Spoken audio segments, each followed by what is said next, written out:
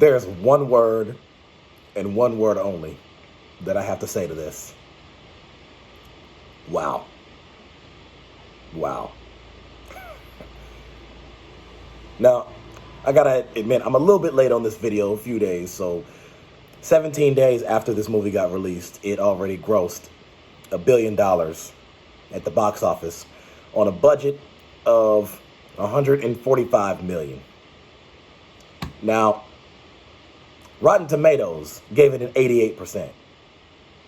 That's a high number for them. So for a movie like this, I would have thought they would have probably given it about a 60, maybe 70 at best. They gave him 88. Internet Movie Database, 66. Common Sense Media, 80. And then the numbers amongst Google audiences are kind of much more wide, much more expansive. Right now, we're looking at 58 to 81% amongst the Google users. And let's be fair, I mean, obviously, everybody has an opinion, so their opinion of the movie is just as valid and legit as anybody else's. It just really kind of depends on what you find entertaining. Now, I'm still in the process of, I get for the most part why it got to this point because of how it was marketed. And on the side note, I kind of want to say this. This and Oppenheimer apparently got released on the same day. And so that was the weekend that everybody was doing this Barbenheimer thing, which, by the way, I found it to be odd. You're putting together two movies that are not even alike. They're not the same. I mean, there's plenty of other movies that I remember getting released on the same day or the same weekend, but I don't remember anybody putting any other two titles together. In 2012, I remember when, I want to make sure I get this right. Yeah, in 2012, and I want to say this had to have been late June. I remember when Ted and a Medea movie got released. I didn't hear anybody saying Ted Dia or Mated. Earlier this year, I remember when Creed 3 and Scream 6 got released on the same weekend. Didn't hear anybody saying Cream. Didn't hear anybody saying Screed. And maybe if I had got that started back, I should have said that back then. Like, maybe if I had got that started, who knows? I would have got a hashtag started, hey, Screed or Cream, whatever. That could have been a thing, but it didn't. So, and I got to tell you right now, so this movie here is so big that, and you have some good cast members, Margot Robbie, Ryan Gosling, Emma Mackey, America Ferrera, quite a few other names.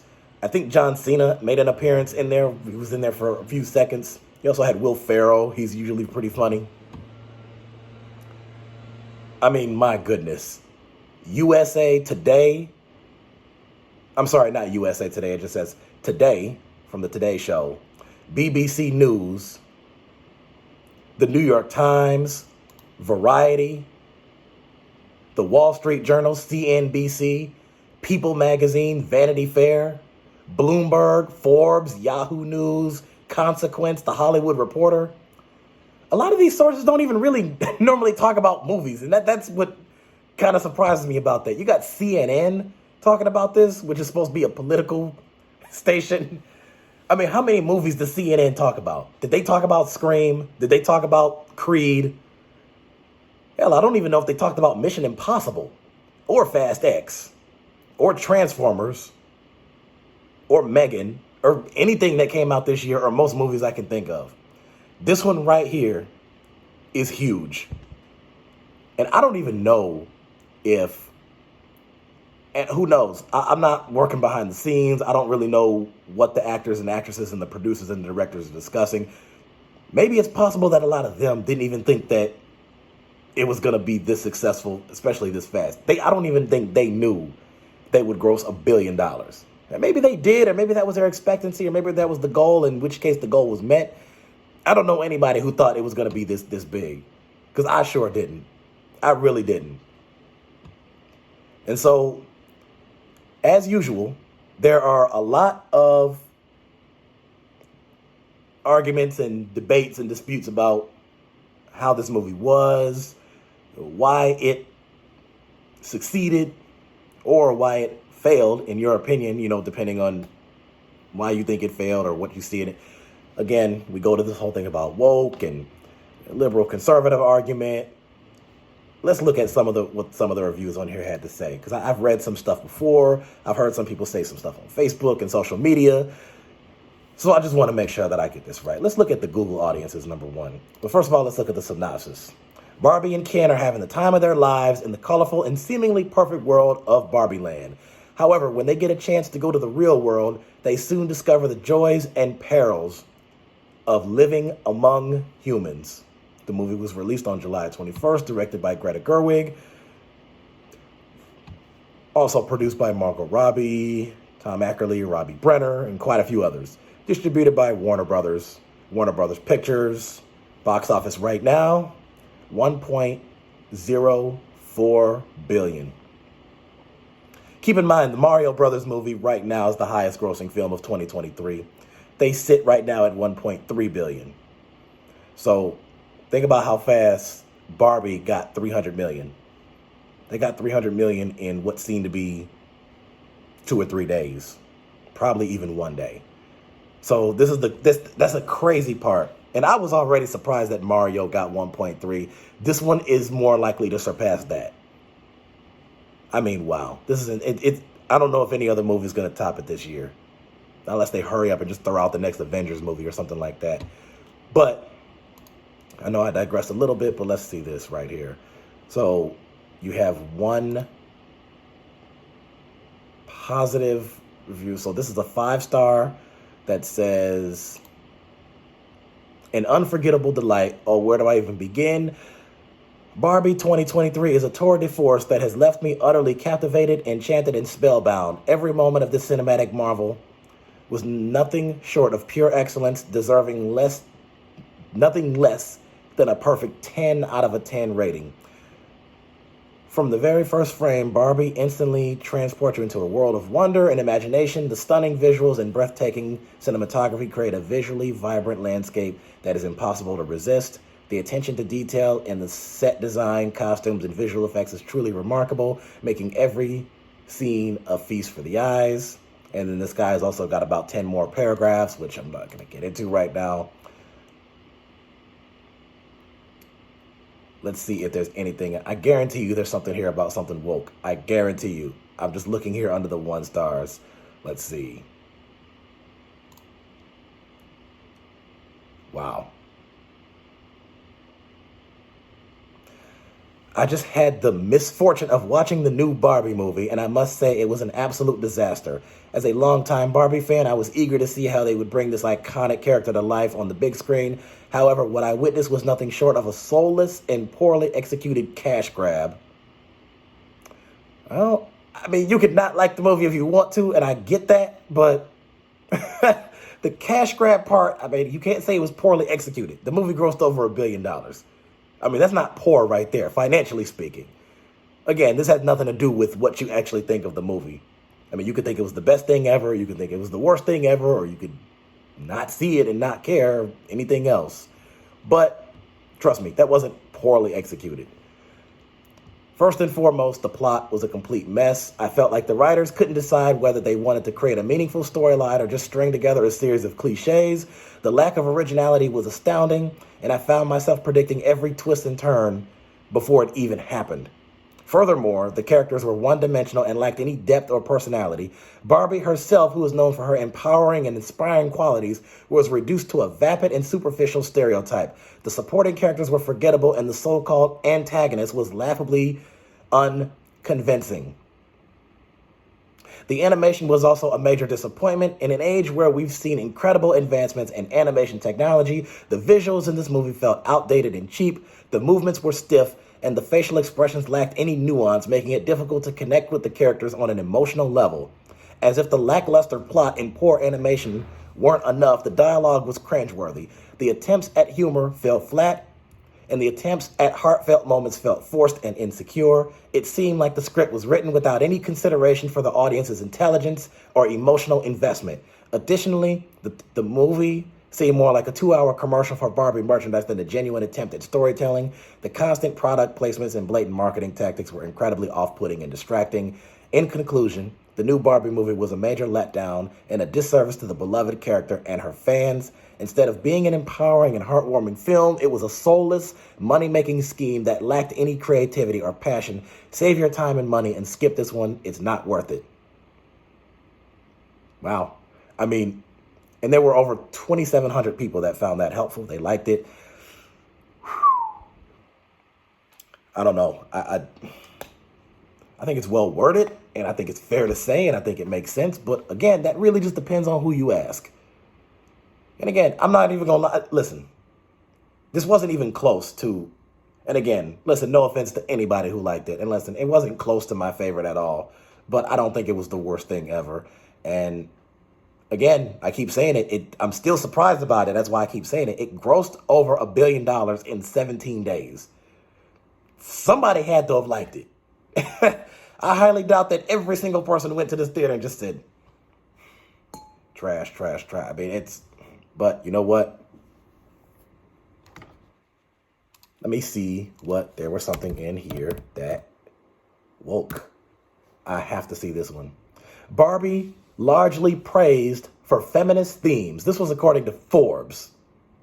Oh, I see something about conservatives being mad. Oh, I'm sure that's going to be a good one. According to Forbes, Barbie largely praised for feminist themes, but draws anger from the anti-woke. The highly anticipated Barbie debuted to strong reviews. It has 90% critic score on Rotten Tomatoes, with many reviewers singling out the feminist themes as a highlight, though right-wing media have called out Barbie's feminist angle as woke and criticized what they say is a man-hating portrayal of Ryan Gosling's Ken. But their critiques are being widely mocked by film goers on social media. Conservative commentator Ben Shapiro drew more than 1 million views in internet mockery for his YouTube video, Ben Shapiro Destroys the Barbie Movie, for 43 minutes, in which he opens by lighting Barbie dolls on fire and claims the message of the film is either you're a third-wave feminist who truly hates men, or you're brainwashed. He also tweeted, all you need to know about Barbie the movie is that it unironically uses the word patriarchy more than 10 times, urging his followers to leave negative reviews for Barbie if polled by CinemaScore, a market research firm that asked audience members on opening night to give a film a letter grade between A and F. Billionaire and Twitter owner Elon Musk also ridiculed the film's approach to patriarchal themes, tweeting, if you take a shot every time Barbie says the word patriarchy, you will pass out before the movie ends. Far-right media figure Jack Posobiec, I don't know, I can't pronounce that last name, sorry, I don't know who that is, struck a similar tone, calling Barbie a man-hating woke propaganda fest, criticizing the film for portraying the Kens as less intelligent than the Barbies and for its themes about rising up against the patriarchy. Blaze TV host Lauren Chen said Barbie is how insufferably woke this movie is. Promotional materials also pointing out the film's anti-patriarchal themes. Republican Senator Ted Cruz of Texas called the film Chinese communist propaganda, of course, no surprise there, for depicting the South China Sea as Chinese territory on a map, a disputed claim that led to the film being banned in Vietnam and instantly identifiable by everyone in the audience. Warner Brothers declined to comment to Forbes. The director, Greta Gerwig, responded to the right-wing backlash to the New York Times, calling it unexpected and stating, my hope for the movie is that it's an invitation for everybody to be a part of the party and let go of the things that aren't necessarily serving us as either men or women. I hope that, and all of that passion, if they see it or engage in it, it can give them some of the relief that it gave other people.